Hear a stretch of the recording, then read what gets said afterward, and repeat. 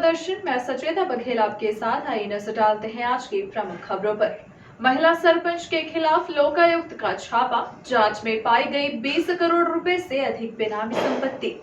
Collector ने लापरवाही बरतने वाले 10 गैस एजेंसी संचालकों को दिया नोटिस। आजादी के 75 साल बाद गुलामी की जंजीरों में जकड़ा ग्राम खमरिया और किशोर न्याय अधिनियम विषय पर कार्यशाला संपन्न। खबरों पर नजर अब विस्तार से।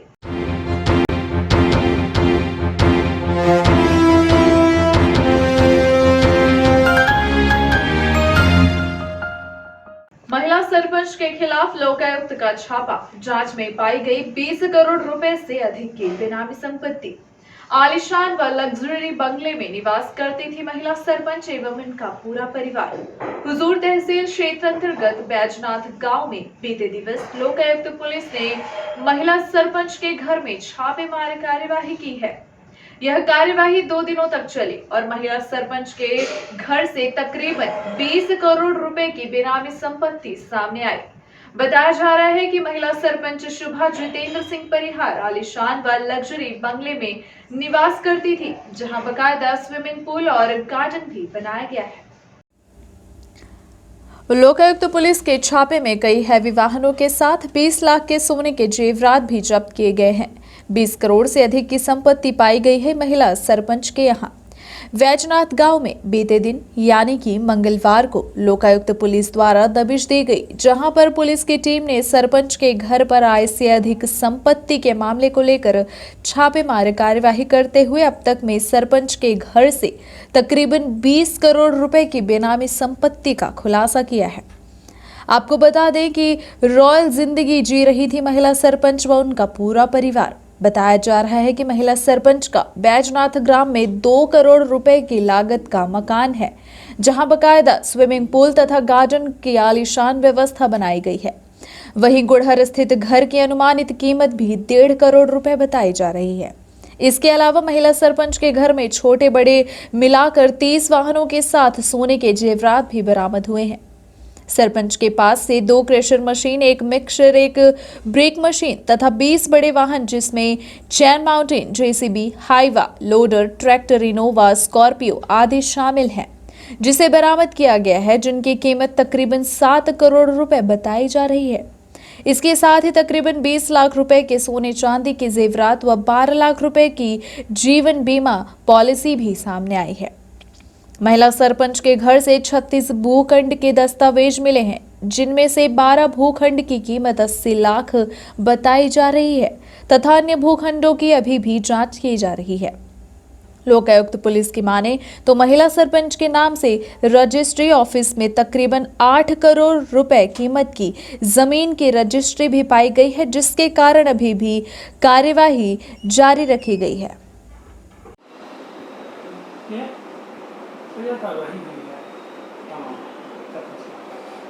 ये बैजनाथपुर गांव हुजूर तहसील की सरपंच है शुभा सिंह।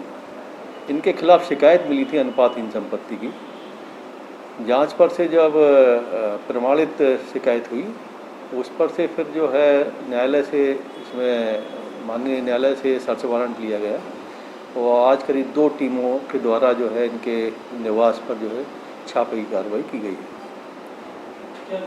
इसमें जो है करीब 30 करीब बड़े वाहन मिले हैं, जो जिसमें जेसीबी मशीन है, चेन माउंट है, लोडर मशीन है और टैंकर हैं, पानी के टैंकर हैं, हाईवा, डंपर, इस टाइप के वाहन मिले हैं। स्कॉर्पियो है, बोलेरो है और करीब 36 के करीब भूखंड मिले हैं अभी तक। तो बाकी अभी सर्चिंग चल रही है लगातार।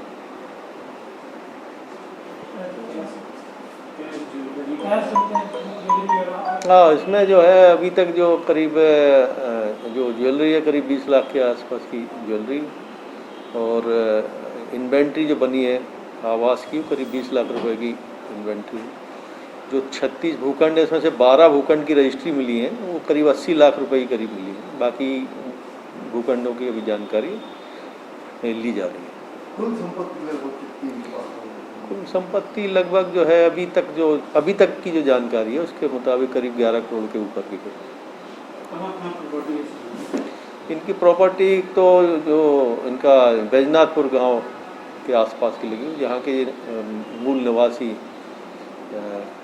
कोटरा गांव है शायद, और इनका जो है एक गुड़हर में निवास मकान है और एक बैजनाथपुर में मकान है।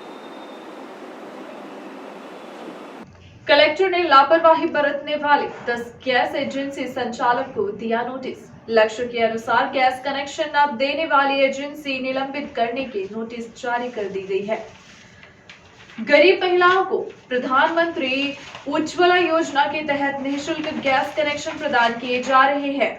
कनेक्शन देने के लिए जिले भर में अभियान चलाया जा रहा है। वहीं कलेक्टर डॉक्टर इलैया टी ने 27 अगस्त को योजना की समीक्षा बैठक में जिले के सभी 38 गैस एजेंसी संचालकों को 7 सितंबर तक निर्धारित लक्ष्य के अनुसार गैस कनेक्शन देने के निर्देश दिए हैं। कई एजेंसियों द्वारा प्रतिदिन निःशुल्क गैस कनेक्शन जारी किए जा रहे हैं। कलेक्टर ने निःशुल्क गैस कनेक्शन जारी करने में रुचि न दिखाने वाले तथा निर्धारित लक्ष्य को न पूरा करने वालों के ऊपर कड़ी कार्यवाही करने के निर्देश दिए हैं। कलेक्टर ने सभी 10 गैस एजेंसी संचालकों को कारण बताओ नोटिस जारी करते हुए कहा है कि 3 दिवस में निर्धारित लक्ष्य की पूर्ति के संबंध में समक्ष में उपस्थित होकर स्थिति स्पष्ट करें। निर्धारित समय सीमा में नोटिस का उत्तर प्राप्त न होने पर एक पक्षीय कार्यवाही की जाएगी। कलेक्टर ने प्रधानमंत्री उज्ज्वला योजना 2 में लक्ष्य पूर्ति में लापरवाही बरतने पर गैस एजेंसी बिछिया, इंडेन बिछिया रीवा, कामना enterprises Baikunthpur, Rewa gas service Rewa, Tiwari Indane Teonthar, Pushkar enterprises Rewa शहर, पॉपुलर इंडेन रीवा शहर तथा पवार इंडेन रीवा शहर को नोटिस दिया गया है।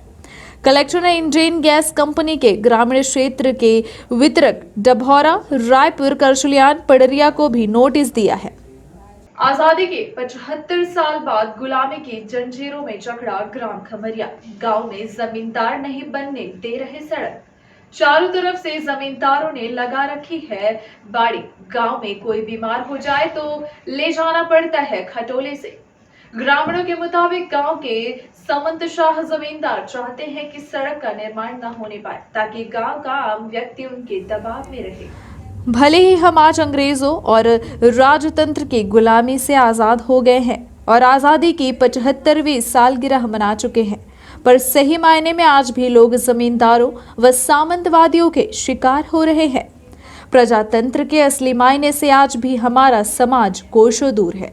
सरकार भी यह कहते नहीं थकती कि हम गांव गली कूचों तक विकास की रफ्तार को तेजी से बढ़ा रहे हैं, पर क्या यही असली विकास है कि आज भी लोग मूलभूत सुविधाओं से वंचित हैं। लगातार वोट देकर सांसद, विधायक व अन्य जनप्रतिनिधियों का चुनाव भी करते हैं।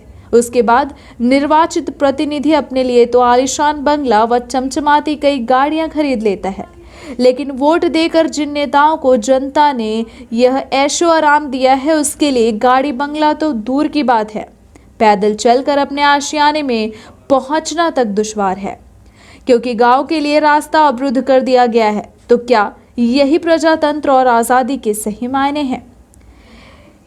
क्या वाकई हम 21वीं सदी के भारत में जी रहे हैं? क्या यही है विकसित भारत की तस्वीर? यही है नया भारत? इस तरह के कई सवालों को जन्म देती हमारी इस रिपोर्ट में देखिए, ये गांव में आज भी लोग सड़क के लिए तरस रहे हैं।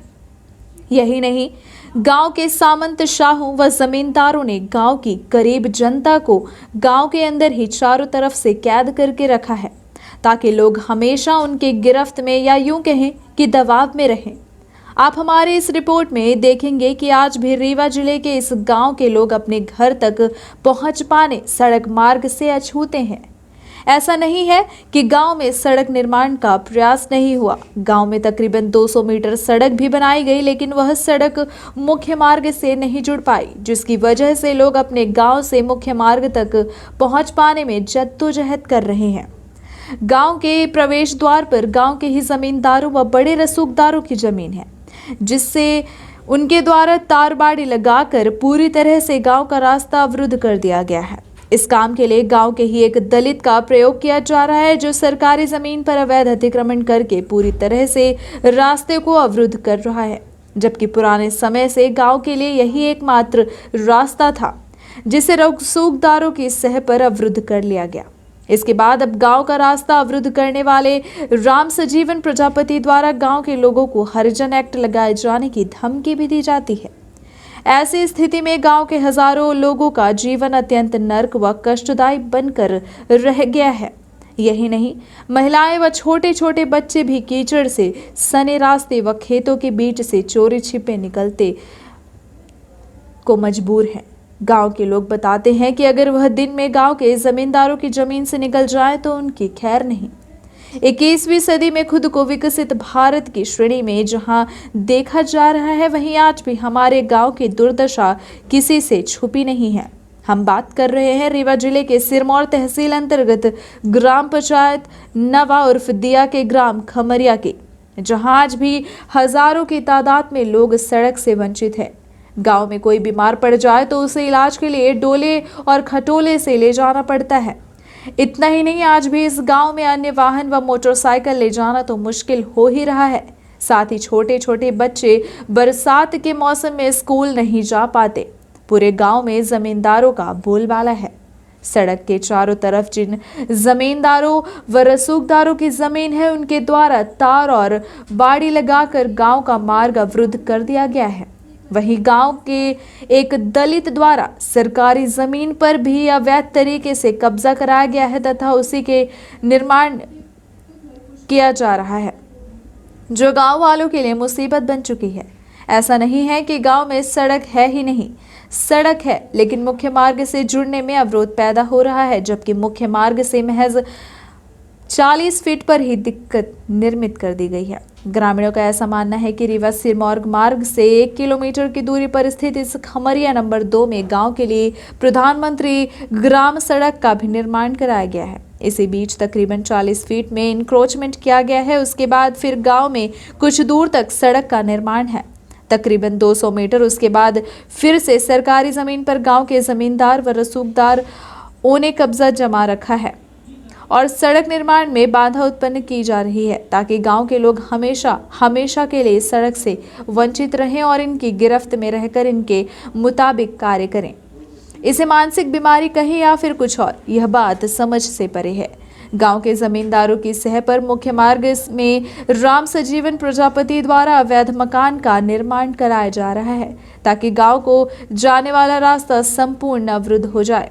इसके बाद जो जमीन बची है उसमें भी जमींदारों ने अपनी तारवाली लगा रखी है। लंबे अरसे से इस समस्या से जूझ रहे ग्रामवासियों ने इस बात की शिकायत कई बार तहसील मुख्यालय से लेकर जिला मुख्यालय तक की। बावजूद इसके कोई इस ओर ध्यान देने वाला नहीं है, या यूं कहें कि पूरा का पूरा प्रशासन तंत्र रसूखदारों के इशारे पर काम कर रहा है।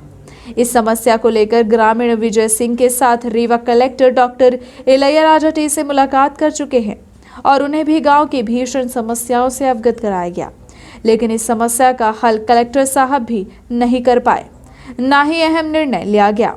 ऐसी स्थिति में इसे क्या माना जाए कि प्रशासन रसूखदारों के दबाव में है या फिर कार्यवाही नहीं करना चाहता। चाहे जो भी हो, लेकिन इस समस्या से ग्रामवासी अत्यंत परेशान हैं। अगर शीघ्र ही रास्ते का अवैध अतिक्रमण हटाकर सड़क का निर्माण कार्य नहीं कराया गया तो ग्रामवासी कलेक्ट्रेट भवन का घेराव करेंगे। आइए हम आपको गांव के लोगों से रूबरू कराते हैं। आप खुद सुनिए कि किस तरह से लोग नर्क से भी बदतर जीवन व्यतीत कर रहे हैं। बताइए क्या नाम है और क्या समस्या है? हमारा नाम मंगलेश्वर सिंह है, खमरिया। यहाँ के नौआ, ठाकुर, पटेल, तेली, कोहार, चमार कितने जात हैं, सब फंसे हैं रोड से। कोई बेराम हो गया, कोई जानवर खा लिया, कुछ हो गया। मतलब आज भी अंग्रेज़ों के दबाव में है, आज भी एक गुलाम है मेरा गांव। तो ठकुरन के तलबेदारी नहीं करता तो रोड बंद हो जाती है। यही दिक्कत है साहब। वैद्य जी कहते हैं हमारा पट्टे के है, कुहार कहता है हमारे पट्टे के है। हम लोग आज तक ये नहीं जानते पट्टा है कहाँ, शासकी कहाँ। 18 एकड़ तालाब है, नापी दिन जाए तो शासकी मिल जाए, लेकिन आज तक कोई तालाब को न पवाया नहीं, प्रधान सरपंच कोई नहीं। कितने लोगों की बस्ती है? कम से कम 300-400 पब्लिक है यहाँ, 7 जात के हैं लोग। कैसे निकलते हैं लोग? बस यही हाल साहब, यही कांधा से धोती उठा के निकलते हैं। प्रधानमंत्री सड़क है जो यहाँ पे आती है और ये ग्रामीण सड़क है। ये सड़क मतलब 10 फीट रास्ता रोकी गई है। इधर जो जगह है, ये जो इनको प्रजापति को अलॉट की गई है ज़मीन, सरकारी जगह है, लेकिन ये ज़मीन ऐसे अलॉट की गई है, पूरा वो किनारे से एकदम साइड से बना दिया गया है घर। अलॉट कौन किया है? ये सरकार अलॉट की है ज़मीन, ये पूरा यहाँ से वहाँ तक अलॉट की गई है सरकारी ज़मीन। तो ये जो जहाँ पे मतलब ये रास्ता नहीं बनाया गया, ये 10 फीट रास्ता नहीं दिया गया, लेकिन उनको अलॉट कर दिया गया साइड से। उनका जो घर बनाया गया है कागज़ में, वहाँ साइड उस साइड बनाया गया है घर, कागज़ में जो डॉक्यूमेंट में दिख रहा है, ये आबादी जो है उधर साइड है, पीछे साइड है, एकदम इतर साइड है, वहाँ जोताई बुवाई करते हैं, और यहाँ घर बनाया है कागज़ में। ये रोड दर्ज है सरकारी नक्शे में? ये 20 साल पुराना जो नक्शा है उसमें दर्ज है, लेकिन उसके बाद कोई मतलब पटवारी के द्वारा ये जो 10 फीट है ये प्राइवेट दिखा रहा है। यहाँ के हराई जो है प्रजापति। तो कौन ये कर रहा है इस तरह से? गलत कौन किया है सर? ये अब जो पुराने यहाँ के जो पटवारी थे उन्हीं के द्वारा किया गया। 20-25 साल पुराना अगर नक्शा निकाला जाए पहले आदमी को पता नहीं, तो वो पूरा ये निकल आएगा। हम गांव खमरिया से बोल रहे हैं। हमारे गांव की लगभग 300 परिवार यहाँ लोग रहते हैं। गांव से सड़क निकल करके प्रजापति के पास आके यहाँ लास्ट में 20 फीट की दूरी पर ख़त्म हो जाती है। 20 फीट जो रास्ता अवरुद्ध है, वहाँ प्रजापति ने बीच में मकान बना लिया, जिससे पूरे गांव की समस्या का समाधान कीजिए। और यहाँ स्कूल भी है, आंगनबाड़ी केंद्र है, जो सब बंद पड़े हैं। स्कूल में बच्चे नहीं पहुँच पा रहे हैं क्योंकि किसी तरह का कोई आवागमन का साधन नहीं है। पूरी तरह से रास्ता अवरुद्ध है। शिकायत आप लोगों ने शिकायत हमने कलेक्ट्रेट में की है, जिसकी रिसीप्ट दे गई है, लेकिन अभी तक कोई कार्रवाई नहीं हुई है। आशा देकर भेज देते हैं कि जाइए, उसकी जांच होगी, आएंगे। कोई अभी तक अधिकारी नहीं आया है और ना कोई यहाँ भी आ रही है। लेकिन इधर उधर से जो रास्ताएं थी अभी तक वो भी पूरी तरह बंद कर दी गई। हाल ही में ये मकान बना लिया गया, जहाँ से थोड़ा बहुत निकलने के लिए रास्ता था कच्चा, वो भी बिल्कुल पूरी तरह बंद कर दिया। समस्या सर यहाँ रोड की ही है। सबसे ज़्यादा समस्या सबसे ज़्यादा रोड की ही है। क्या है कि ये गांव की रोड आती थी पहले, बच्चे इसी से स्कूल जाते थे, इसी से आंगनबाड़ी जाते थे, वृद्ध लोग अस्पताल जाते थे, बूढ़े बच्चे सब यहीं से निकलते थे। अब यहाँ पे ये निर्माण कर लिया गया है। कौन निर्माण कर लिया है? ये प्रजापति जी हैं। क्यों निर्माण किया उनने? उन्होंने निर्माण कर लिया। अब हम लोगों के विरोध करने पे बोलते हैं STSC एक्ट लगा देंगे, और ये सब चीज़ें होती हैं, बातें होती हैं। इसकी शिकायत कहीं आप लोगों ने? हमने इसकी शिकायत कलेक्ट्रेट में की है, कई बार की है। और 2-3 साल पहले ये हमारे बल्लू भैया हैं पटेल जी, इन्होंने भी 2-3 बार की। हम भी अभी लगातार जा रहे हैं। अभी तक क्या कार्रवाई हुई? अभी कुछ नहीं हुआ। वहाँ पे केवल कलेक्ट्रेट में पेपर ले लिया जाता है और बोल दिया जाता है 14 नंबर में रिसीविंग ले लो आप। बाकी उसके बाद कोई कार्रवाई नहीं हो रही है, जबकि हमने फ़ोटो और चीज़ें सब कुछ सबमिट की है वहाँ पे। ये कितने लोगों का रास्ता अवरुद्ध है यहाँ पर? लगभग 300 परिवार हैं यहाँ पे, लगभग 1000-1500 लोग। और इसमें दूसरा कहीं से और रास्ता भी नहीं है। कब से ये समस्या है यहाँ पर? ये 2-4-6 साल से समस्या चली आ रही। हर बार जाते हैं, RI के पास जाते हैं, यहाँ के सरपंच के पास जाते हैं, यहाँ के मतलब जनपद अध्यक्ष के पास भी गए। ये सड़क जो यहाँ पर बनी हुई है जी, ये कहाँ से कहाँ तक बनी है और कितना अवरुद्ध हो रही है?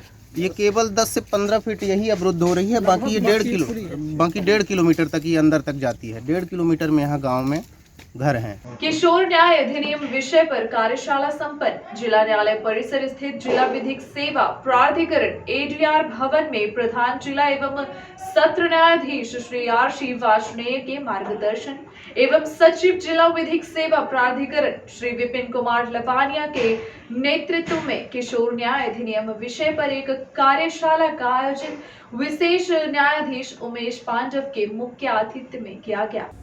कार्यशाला में उमेश पांडव ने कहा कि किशोर न्याय अधिनियम विधि का उल्लंघन करने वाले बालकों और देखरेख तथा संरक्षण की आवश्यकता वाले बालकों के संबंध में बालकों के प्रति कल्याणकारी दृष्टिकोण को अपनाते हुए कार्य करता है। उन्होंने कहा कि इस अधिनियम में किशोर न्याय बोर्ड, बाल कल्याण समिति, बाल कल्याण अधिकारी, परिवीक्षा अधिकारी आदि की महत्वपूर्ण भूमिका है।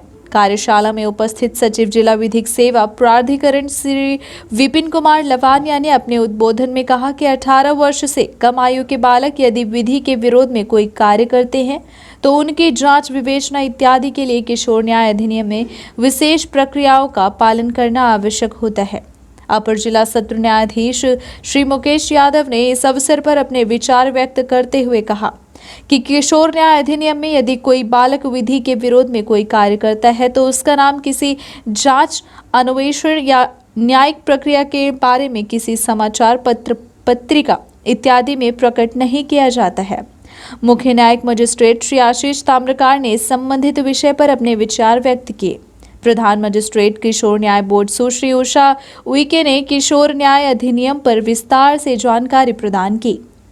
जिला विधिक सहायता अधिकारी श्री अभय कुमार मिश्रा ने बालकों हेतु निःशुल्क विधिक सहायता योजना के बारे में जानकारी दी। बाल कल्याण समिति के अध्यक्ष श्रीमती ममता नरेंद्र सिंह, सदस्य केपी शर्मा, सीमा श्रीवास्तव, रंजना शर्मा, किशोर न्याय बोर्ड की सदस्य श्रीमती ममता मिश्रा, श्रीमती मीनाक्षी मिश्रा ने भी अपने विचार प्रकट किए। श्रीमती ममता नरेंद्र सिंह ने बाल कल्याण समिति के बारे में विस्तार से जानकारी दी। केपी शर्मा ने बताया कि देखरेख की आवश्यकता वाले बालकों के संबंध में बाल कल्याण समिति को सूचित किया जाना अति आवश्यक है ताकि बाल कल्याण समिति बालकों के कल्याण के संबंध में समय पर उचित निर्णय ले सके। उक्त कार्यशाला में महिला थाने की निरीक्षक श्रीमती प्रियंका पाठक, बाल संरक्षण अधिकारी श्रीमती स्वाति श्रीवास्तव, परिवीक्षा अधिकारी श्री आलोक पांडे, सामाजिक कार्यकर्ता कुमारी श्लेषा शुक्ला व जिले के समस्त बाल कल्याण अधिकारी व जिला विधिक सेवा प्राधिकरण के पैरालीगल वॉलेंटियर्स एवं regional environmental and humanity organisation के अध्यक्ष धर्मेंद्र कुमार, नापित अजय सेन, शत्रुघ्न शुक्ला आदि उपस्थित थे। आज कोर्ट परिसर में किशोर न्यायालय अधिनियम की कार्यशाला की गई है। क्या उद्देश्य है इनके? माननीय जिला विधिक सेवा प्राधिकरण द्वारा ये कार्यशाला की गई, जिसमें पुलिस के जो बाल कल्याण अधिकारी हैं उन बच्चों को कैसे पेश करना है, जो विधि विवादित किशोर हैं उन्हें कहाँ पेश करना है, जो ज़रूरतमंद के बालक हैं उन्हें कहाँ पेश करना है, इसके लिए किशोर न्याय बोर्ड और बाल कल्याण समिति, इसके लिए आज ये कार्यशाला संपादित की गई। इसमें विभाग के समस्त थानों के पुलिस बाल कल्याण अधिकारी यहाँ पर उपस्थित हैं और कार्यशाला अच्छी। आम तौर पर देखा जाता है जैसे किशोर पर अपराध दर्ज है और पुलिस उनके घर उनके माँ बाप को और पकड़ने पर चली जाती है और बुला लाती है। नहीं, माँ बाप को पकड़ने का वो नहीं है, उनके बच्चों को पेश करना है, किशोर न्याय बोर्ड में पेश करना है। तो पुलिस तो जाएगी ड्रेस लगाकर? नहीं, पुलिस जो है तो ड्रेस लगा के नहीं जाएगी, क्योंकि पुलिस विशेष किशोर पुलिस इकाई होगी और पुलिस जो बाल कल्याण अधिकारी होंगे वह सादे कपड़े में रहेंगे। पुलिस जो है तो वर्दी में नहीं जाएगी, ना ही उनके पास कोई हथियार होगा और ना ही वो बच्चों को हथकड़ी लगाएगी। नाम आपका? नाम? मैं डॉक्टर कृष्णपाल शर्मा, सदस्य बाल कल्याण समिति निजाम। किशोर से संबंधित आज कार्यशाला यहाँ की गई है, क्या जानकारी हुई आपको? बाल कल्याण समिति किशोर न्याय बोर्ड से जुड़ी हुई है और जो भी 18 साल से कम उम्र की बच्चियां जो रहती हैं उनको बाल कल्याण समिति के समक्ष, या जो लावारिस बच्चे पाए जाते हैं या कोई भीख मांगते हुए पाए जाते हैं, बेघर हैं या बाल श्रम करते हुए पाए जाते हैं, उनको लाके बाल कल्याण समिति के समक्ष प्रस्तुत किया जाता है और वही आगे निर्णय करती है कि उन्हें किस तरह से सुरक्षा देके। पहला हमारा जो रहता है वो उनको बालकों को उनके घर पहुंचाना, दूसरा ये किसी सुरक्षित स्थान पर रखना। तो जो शासन की तरफ से सुरक्षित जगह बनी है, बाल गृह, बालिका गृह और बाल संप्रेक्षण गृह, यहाँ पे हम उनको भेजते हैं। ये कार्य बाल कल्याण समिति करती है। आमतौर पर पुलिस का क्या रोल रहता है किशोर बालक में? पुलिस जो है वहाँ पे वो डायरेक्ट चालान के साथ वहाँ प्रस्तुत कर सकती है, लेकिन बाल कल्याण समिति में बच्चों को ला के वो वहाँ पे छोड़ते हैं और अगले दिन हम बच्चों के डॉक्यूमेंट्स देख के कि वो 17 साल से 18 साल से कम है, तब डॉक्यूमेंट्स देख के हम उनकी और उनके माता पिता की काउंसलिंग करके और पुलिस वालों से बातचीत करके। भाजपा नेता के सरहंगई पीड़ित महिला फरियाद लेकर पहुंची एसपी कार्यालय। भाजपा नेता द्वारा महिला के साथ गाली गलौज करते हुए उसका घर गिरा दिया गया। इस बात का विरोध करते हुए पीड़ित महिला पुलिस अधीक्षक कार्यालय पहुंची और दोषियों के खिलाफ कार्यवाही की मांग की।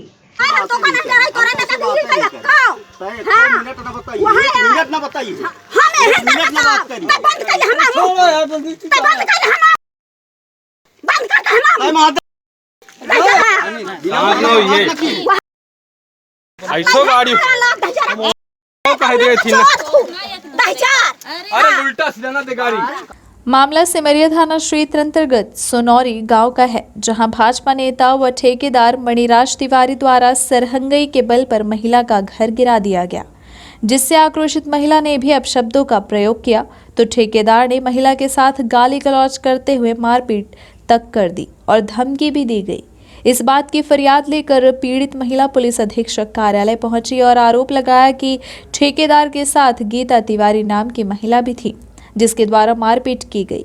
इस बात की शिकायत जब पीड़ित महिला थाने लेकर पहुंची तो वहां कोई कार्यवाही नहीं की गई। महिला का आरोप है कि राजनीतिक दबाव के चलते कोई कार्यवाही नहीं की जा रही है। आपको बता दें कि मारपीट और घर गिराने वाला भाजपा का नेता बताया जाता है। क्योंकि यहाँ रोड जैसे ये है, ये हमारी दीवार है और वो उतनी जगह वहाँ खाली है रोड बनने के अलावा। वो क्यों बोल रहे थे? क्या मामला क्या था पूरा? ये झगड़ा किसका? झगड़ा हमारा उनका कोई पहले कुछ नहीं था पुराना, लेकिन वो माने थे, हम क्या जाने कि अब क्या माने हैं हमको। तो हमें ऐसे आके वो बोले कि हमारे ये मड़ैया हटा दो, गिरा दो इसको गौशाला में। आपके साथ मारपीट भी की गई है? हाँ, मारपीट भी की गई हमारे साथ। कौन मारा? मारा गीता तिवारी। वही गाँव की? हाँ, गीता तिवारी ने मारी और वो लोग पकड़ रहे थे हम लोगों को पकड़ रहे थे, वो पकड़ के मरवा रहे थे। जो आपका घर गिराया गया है, ये किसने? ठेकेदार ने गिराया है? नहीं, ठेकेदार ने नहीं गिराया, वो मनीराज तिवारी गिराया। उसके खिलाफ आपने FIR करवाया? क्या कार्रवाई? हाँ, FIR करवाने हम गए उसके खिलाफ, तो उसके खिलाफ रिपोर्ट चौरास्ता थाना में नहीं लिखी गई। FIR तो हुई है, लेकिन FIR तो हुई है, लेकिन उस औरत के नाम करे FIR। मनीराज के नाम नहीं लिखी? नहीं, उनका नाम नहीं दिया गया। आज अब यहाँ पुलिस अधीक्षक कार्यालय आई है, क्या कहना चाहती हैं? अखिल भारतीय आदिवासी समाज द्वारा रीवा एसपी को सौंपा गया ज्ञापन। मामला रीवा जिले के लालगांव चौकी अंतर्गत बांस गांव का है, जहां विगत दिनों अन्य उत्सव कार्यक्रम के दौरान सचिव के साथ हुए विवाद को लेकर अखिल भारतीय आदिवासी विकास परिषद एसपी कार्यालय पहुंचा और सचिव को प्रताड़ित किए जाने का आरोप लगाया। एसपी कार्यालय पहुंच रहे संगठन के पदाधिकारियों ने मांग की है कि आदिवासी समाज के साथ हो रही मारपीट व प्रताड़ना पर कार्यवाही की जाए। शिकायत लेकर एसपी कार्यालय पहुंचे अखिल भारतीय आदिवासी विकास परिषद के पदाधिकारियों ने अपनी मांगों के संबंध में मीडिया को जानकारी दी। सुनिए इनके द्वारा क्या आरोप लगाए गए। इस घटनाक्रम का वीडियो भी वायरल हो चुका है। देखिए किस तरह से गांव के लोगों ने सरहंगई करते हुए सचिव के साथ गाली गलौज की है। चूँकि रीवा जिला में समूचे आदिवासी समाज पर व कर्मचारियों पर जिस तरह से घटनाएं मारपीट की, प्रताड़ना की हो रही है, उस संबंध में माननीय एसपी साहब को हम लोग ज्ञापन देने आए थे। जी, एक घटना चूँकि हमारे रीवा जिला में अभी वर्तमान में 7 तारीख को ग्राम पंचायत के सेक्रेटरी महेंद्र प्रसाद कोल के साथ में गांव के ही लोगों ने अनुराग मिश्रा, रोहित मिश्रा व रोजगार सहायक छाया मिश्रा व दर्पण उपाध्याय ने गंभीर तरीके से मारपीट की। वह उस दिन अन्न उत्सव का आयोजन हो रहा था, वहां पर मुख्यमंत्री का वाचन का जो पेपर था उसको भी फाड़ दिया गया, मोबाइल को भी छीन झपड़ करके फेंक दिया गया और माँ बहन की अश्लील गालियाँ दी व जान से मारने की धमकी दी और बोले कि दोबारा यहाँ पर तुम काम करने आओगे तुमको हम जान से ख़त्म कर देंगे। हमारे ये सेक्रेटरी जी यहाँ पर मौजूद भी हैं और उनके साथ इतनी खरी यातनाएँ भी समझौता करने की धमकी दे रहे हैं और कह रहे हैं अपना मुकदमा वापस ले लो, नहीं तुमको हम जान से ख़त्म कर देंगे। तो आज पूरा परिवार सदमे में है। महेंद्र प्रसाद कोल का परिवार निश्चित रूप से वो भयभीत और डरा हुआ है। इसलिए हम लोग संभागीय अध्यक्ष जैस और आदिवासी विकास परिषद के अध्यक्ष सभी लोग समाज के वरिष्ठ गण सब लोग मिल करके माननीय एसपी साहब को हम लोग ज्ञापन दिए और निवेदन किए हैं कि आरोपियों को जल्दी से गिरफ्तार किया जा करके और उन पर संबंधित दंडात्मक कार्रवाई की जानी चाहिए। विप्र सेवा संघ द्वारा विधानसभा अध्यक्ष को फ्रंटलाइन कोरोना वॉरियर अवार्ड से किया गया सम्मानित। विप्र सेवा संघ के केंद्रीय कोर कमेटी द्वारा मध्य प्रदेश के विधानसभा अध्यक्ष गिरीश गौतम को फ्रंटलाइन कोरोना वॉरियर अवार्ड से सम्मानित किया गया है। संघ के राष्ट्रीय जनसंपर्क अधिकारी डॉक्टर आरती तिवारी द्वारा सम्मान का कार्यक्रम किया गया। उनके द्वारा बताया गया कि कोविड टाइम में विधानसभा अध्यक्ष ने लोगों की मदद की थी, इसलिए संस्था द्वारा उनका सम्मान शॉल, श्रीफल और सर्टिफिकेट देकर शंखनाद के साथ किया गया। विप्र सेवा संघ पूरे भारत में ऐसे लोगों का चयन कर रही है जो कोविड टाइम में अपनी जान जोखिम में डालकर लोगों की मदद कर रहे हैं। सम्मान समारोह कार्यक्रम में विप्र सेवा संघ के संस्थापक और राष्ट्रीय अध्यक्ष पंडित राजीव शुक्ला, डॉक्टर आरती तिवारी, राष्ट्रीय जनसंपर्क अधिकारी राष्ट्रीय सचिव पुष्पा शर्मा, ब्रजेंद्र शुक्ला, जेपी मिश्रा, विपिन गर्ग, अमन शुक्ला, राहुल गौतम, विनय त्रिपाठी आदि पदाधिकारी शामिल रहे। विगत माह रायपुर करसलियान थाना क्षेत्र अंतर्गत हुए दोहरे हत्याकांड का रीवा पुलिस कप्तान ने किया खुलासा। इस वारदात को अंजाम देने वाले 6 आरोपियों को रायपुर करसलियान पुलिस ने गिरफ्तार कर लिया है, जिनसे पूछताछ कर उनके खिलाफ कार्यवाही की गई। इस सनसनीखेज मामले का खुलासा करते हुए पुलिस कप्तान राकेश कुमार सिंह ने विस्तार से जानकारी दी। जी सर, प्रेस कॉन्फ्रेंस की जा रही थी। दरअसल आप लोगों से जो बात किया जा रहा है, रायपुर में जो है एक 24 तारीख को और एक 26 तारीख को 2 व्यक्तियों का शव मिला था। दोनों शव जो है पानी में पड़े हुए मिले थे। जो पहला शव मिला था वो 24 तारीख को मिला था, जिसमें मकसूद नाम के व्यक्ति को गंभीर पत्थर और राड वगैरह से चोट पहुँचाकर हत्या की गई थी और उसका पानी में उसको फेंक दिया गया था। दूसरा शव 26 तारीख को प्राप्त हुआ था बुढ़वा पहाड़ी के पास रायपुर थाना में। उसको प्राप्त करने के बाद दोनों के घटनास्थल का संयुक्त रूप से अध्ययन किया गया और ये लगा कि दोनों घटनाओं का एक दूसरे से अंतर संबंध है। तो उस घटना की जब जांच हुई और उसमें जब विवेचना की गई तो उसमें मृतक पक्ष के मोबाइलों के आधार पर कुछ जानकारियां सामने लगी और सामने लगने के बाद जो तथ्य सामने आए उसमें ये पाया गया कि टोटल उस घटना को घटित करने में 6 लोग शामिल थे। घटनाक्रम यूँ है कि जो दूसरी जो डेड बॉडी मिली थी जो 26 तारीख को, और वस्तुतः उसकी हत्या पहले की गई थी, जिसका नाम शमसे आलम था।